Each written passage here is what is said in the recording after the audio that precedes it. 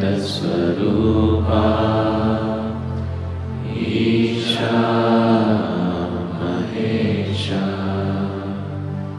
Brahmananda Swarupa Isha Jagadisha. Namaskaram Sadhguru.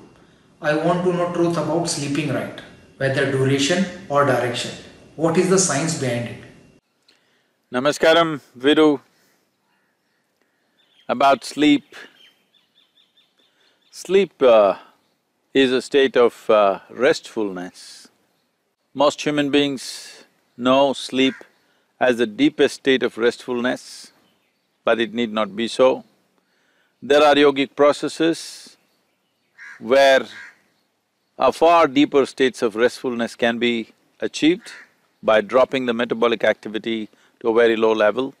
But for most human beings, sleep is the most profound restful state. In restfulness, let's not take attitudes. The best state of restfulness happens to you when you are in a state of abandon. So when it comes to sleep, do not think what position and how to sleep. Being in a state of total abandon is the best way to sleep. But you also mentioned direction. When it comes to direction, because of the magnetic pull of the North Pole, if you put your head to the north in the northern hemisphere, there is a tendency for putting pressure upon your brain.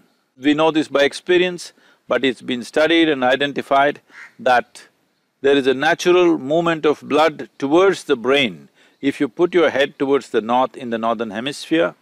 As you know, if you are anemic, your doctor will prescribe you with iron.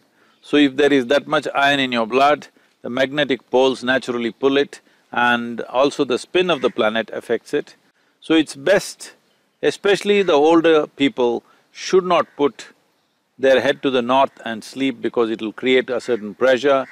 It is possible because of this excessive pressure in older people, it could cause hemorrhages. More than anything, it will lead to disturbed sleep. So it is best not to put the head to the north in the northern hemisphere, but otherwise you should not take any other attitude towards sleep. Sleep should happen in total abandon. That's the best way to be in a state of restfulness. It's not only during sleep. If you are in a state of abandon in your activity, you will find your activity itself is restfulness and the sleep quota will come down dramatically. There is no prescription of how much you should sleep. Let the body decide how much you should sleep, that's the best way to go.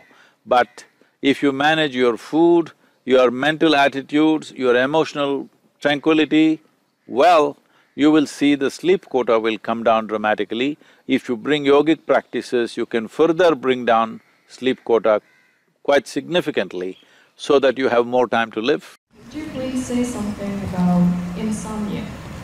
I've been suffering insomnia for nearly 6 years.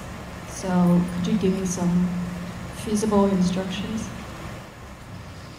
Insomnia may be occurring for various reasons. See, okay.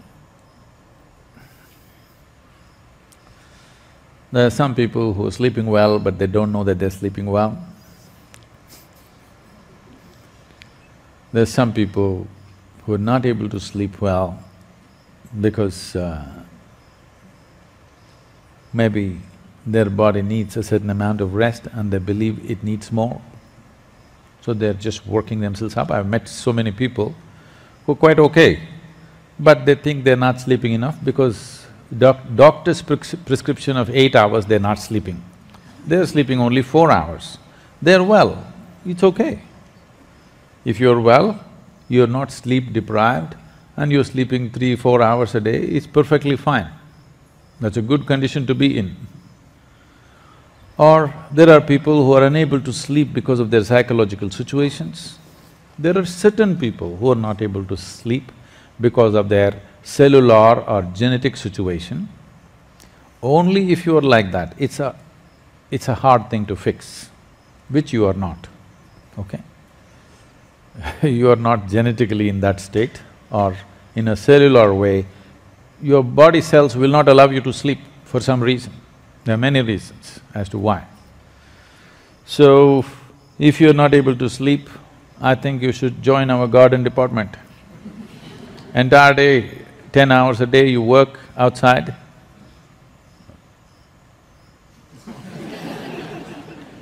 You'll fall asleep very.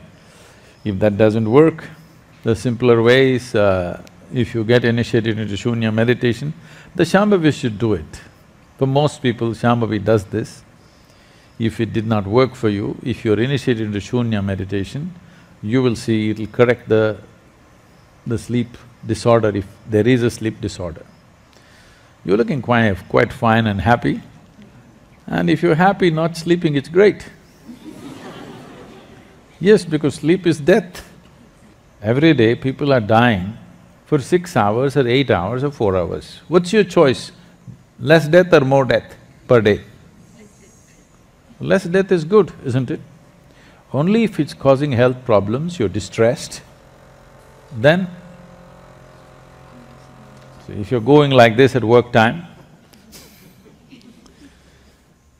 that your machine is not smooth, sleep is a kind of lubrication too for the system. Not enough sleep means everything becomes frictious within you. So if such frictious situations are happening, there are things to do. One thing is this Chandrakund here, stay there 15–20 minutes every day, you will see the body will cool down. It'll be well lubricated, and you will see the frictious nature of your mind and body will go. If that is gone, how long you sleep is not an issue, not at all. Not every human being needs to sleep for the same period of time, it's a very wrong notion. Different people need different levels of sleep. And one aspect of yoga or one focus of yoga is to how to reduce sleep. Because sleep is skipping life, isn't it? People say, I enjoy sleep. Nobody can enjoy sleep. You enjoy the restfulness that sleep gives you. There is no way to enjoy life because in sleep both you and the world are obliterated, that is if you're really sleeping. So early morning, 5:30, you're pretending to sleep, that may be joy, that may be a pleasure, I understand that. When the bell is ringing, you are just pretending to sleep, that's a pleasure, I cannot deny that. But when you're really sleeping, you don't know what it is, you're not even there. So you cannot enjoy sleep. But the result of sleep is something we enjoy. What sleep does to us in terms of relaxation, in terms of restfulness, in terms of regeneration of the system, that we enjoy. So if your regeneration is really good, it may so happen the volume of sleep that you need will come down dramatically.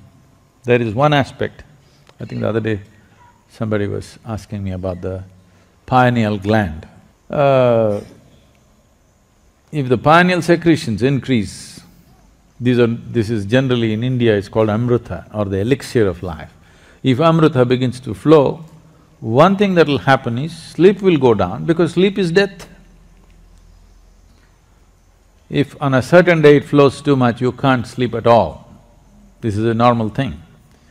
So for whatever reason you're sleeping or not sleeping enough, if that's an issue, you check in the morning how you are. If you're feeling wonderful and you're active through the day, forget about sleep. If you can go without sleep and you're very well, what's the problem? Well, that won't happen right now, but if it happens, what is the issue, I'm asking? Only if you don't know how to handle life, you want to sleep 12 hours a day, isn't it? It's a way of escaping. If you're intending to sleep long without purpose, in a way it's a suicide. You need the rest and you sleep, that's fine. Body needs rest. So, either garden department or shunya meditation, one of these things will find solution for you.